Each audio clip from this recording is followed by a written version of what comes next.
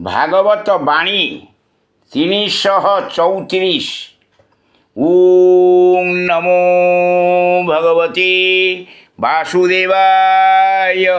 ভগবান কপিল উবাচ মাতা দেবহূতিঙ্কু ভূমাত আত্মা ব্রহ্ম এক গুণরে দিশই অনেক যে তাকু যে রূপে ভজই সে তাকু সে রূপে দিশই শাস্ত্র মার্গরে নানা কহে সে পুনি এক নানা নুহে গোবিন্দ গোবিন্দ গোবিন্দ